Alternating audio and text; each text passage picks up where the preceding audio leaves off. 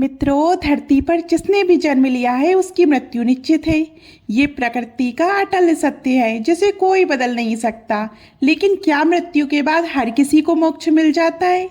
क्या हर आत्मा सीधे अपने अगले लोक की यात्रा पर निकल जाती है? धर्मशास्त्रों के अनुसार इसका उत्तर है नहीं। कुछ आत्माएं ऐसी भी होती हैं जो मृत्यु के बाद भी लंबे समय तक पृथ्वीलोक में भटकती रहती हैं। उनकी इच्छाएं अधूरी रह जाती हैं, उनका मोह समाप्त नहीं होता और उनकी आत्माएं संसार से मुक्त नहीं हो पाती। ऐसी स्थिति को शास्त्रों में अकाल मृत्यु कहा गया है। आपने कई बार देखा होगा कि आए दिन लोग सड़क दुर्घटनाएं, प्राकृतिक आपदाओं, हिंसक घटनाओं, जहरीले पदार्थों या अचानक होने वाली घटनाओं का शिकार होकर अपनी जान गंवा बैठते हैं। धर्म ग्रंथों में ऐसी असमय मृत्यु को ही अकाल मृत्यु कहा गया है। अकाल मृत्यु वह स्थिति होती है जब शरीर तो नष्ट हो जाता है लेकिन आत्मा का संसार से संबंध समाप्त नहीं होता। उसकी इच्छाएं, तृष्णाएं और मोह उसे पृथ्वी लोक से बांधे रखते हैं।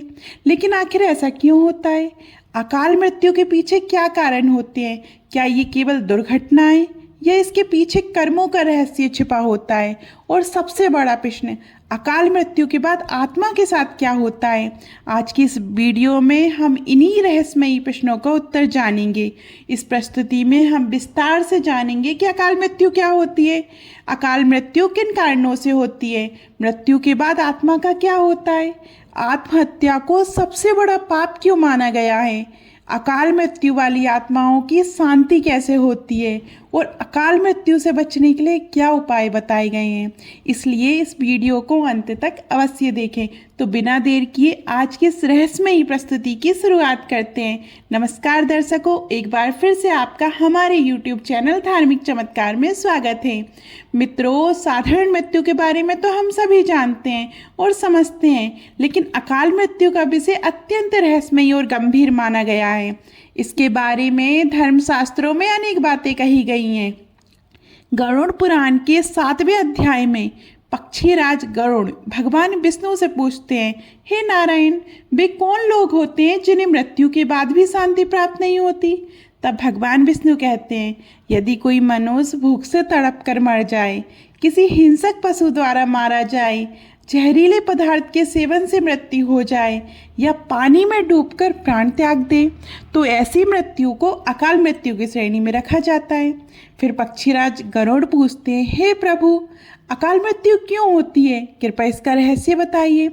तब भगवान विष्णु कहते हैं, हे पक्षीराज, अकाल मृत्यु किसी भी कारण से हो सकती है, चाहे वह रोग के कारण हो या दुर्घटना के कारण, लेकिन इसके पीछे सबसे बड़ा कारण मनुष्य के अनेक जन्मों के दुष्कर्म होते हैं। मनुष्य अक्सर सोचता है कि काश ये घटना उसके साथ ना हुई होती तो वह जीवित रहता, लेकिन शास्त्र कहते हैं कि कई बार मृत्यु केवल दिखाई देने वाला कारण नहीं होती, बल्कि उसके पीछे कर्मों का गहरा रहस्य छिपा होता है। फिर गरुड़ देव प्रश्न करते हैं, हे भगवान, जब वेदों में मनुष्य की आयु 100 वर्ष कही गई है तो फिर उसकी अकाल मृत्यु कैसे हो जाती है?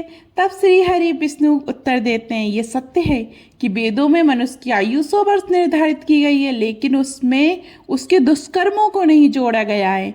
अर्थात मनुष्य अपने कर्मों के द्वारा स्वयं अपनी आयु को कम करता चला जाता है। जब कोई व्यक्ति धर्म, सत्य और अच्छे कर्मों से दूर हो जाता है, जब उसका शरीर धर्म कार्य करने योग्य नहीं रह जाता या जब वह अपनी इच्छा से धर्म मार्ग का त्याग कर देता है, तब पृथ्वी पर उसके जीवन की अवधि धीरे धीरे समाप्त होने लगती है।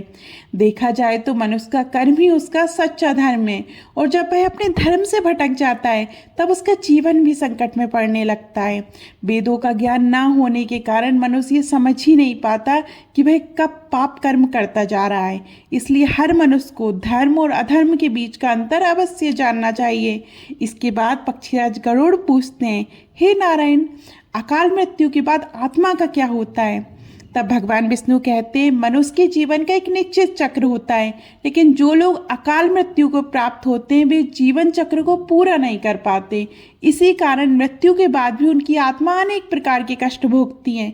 अचानक मृत्यु हो जाने के कारण मनुष्य की इच्छाएं, कामना और तृष्णाएं अधूरी रह जाती है। शरीर तो नष्ट हो जाता है लेकिन आत्मा का मोह समाप्त नहीं होता।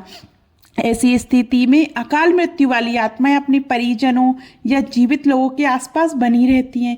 वे अपनी अधूरी इच्छाओं को पूरा करने का प्रयास करती हैं। शास्त्रों के अनुसार ऐसी आत्माएं कई वर्षों तक प्रेत, पिशाच या भटकती आत्मा के रूप में पृथ्वीलोक में घूमती रहती हैं। आगे श्री हरि बताते हैं, जो मनुष्य प्राकृतिक मृत्यु प्राप्त करता है उसे 13 या 45 दिनों के भीतर दूसरा शरीर प्राप्त हो जाता है। वह आत्मा प्रेत योनि से मुक्त होकर अपने अगले जन्म और कर्मों के अनुसार यमलोक की यात्रा करती है। लेकिन अकाल मृत्यु में आत्मा को शीघ्र शांति प्राप्त नहीं होती। ऐसी आत्माएं भूत, प्रेत, पिशाच, ब्रह्म, राक्षस, बेताल और अन्य योनि में भटकती रहती हैं। फिर पक्षी गरुड़ पूछते हैं, हे प्रभु, आत्महत्या को इतना बड़ा पाप क्यों कहा गया है? तब भगवान विष्णु कहते हैं, आत्महत्या सबसे बड़ा पाप है। ये ईश्वर के प्रति अपमान और प्रकृति के नियमों का उल्लंघन है। जो मनुष्य आत्महत्या करता है उसकी आत्मा तब तक पृथ्वीलोक में भटकती रहती है जब तक उसका निर्धारित जीवन चक्र पूरा नहीं हो जाता। ऐसी आत्मा को ना स्वर्ग में स्थान मिलता है, ना ही तुरंत नरक में। उसे सबसे अधिक कष्टदायक स्थिति से गुजरना पड़ता है। वह आत्मा अपनी अधूरी इच्छाओं की पूर्ति के लिए अंधकार में भटकती रहती है।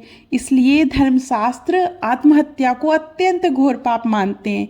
मित्रों, आत्महत्या करने वाली आत्माओं के कष्ट को पूरी तरह समाप्त तो नहीं किया जा सकता, लेकिन गरुड़ पुराण में अकाल मृत्यु को प्राप्त आत्माओं की शांति के कई उपाय बताए गए हैं।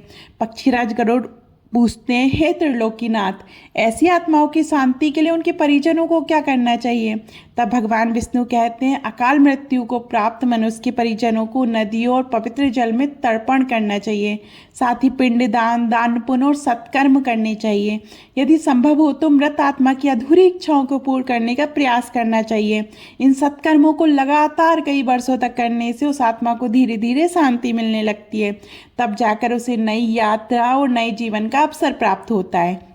मित्रों, अकाल मृत्यु से बचने के लिए मनुष्य को सदैव अच्छे कर्म करने चाहिए, दान पुण्य करना चाहिए, भगवान का स्मरण और प्रार्थना करनी चाहिए, क्योंकि सच्ची प्रार्थना में भाग्य को भी बदल देने की शक्ति होती है। इसलिए स्वयं भी धर्म के मार्ग पर चलें और दूसरों को भी इसके बारे में अवश्य बताएं। मित्रों, उम्मीद करती हूँ कि आपको हमारी ये वीडियो अवश्य पसंद आई होगी। अगर वीडियो पसंद आई हो तो इसे ज़्यादा से ज़्यादा लाइक और शेयर करें। और यदि आपने अभी तक हमारे चैनल धार्मिक चमत्कार को सब्सक्राइब नहीं किया है तो अभी सब्सक्राइब कर लीजिए और हमें फेसबुक और इंस्टाग्राम पर भी ज़रूर फॉलो कीजिए। धन्यवाद।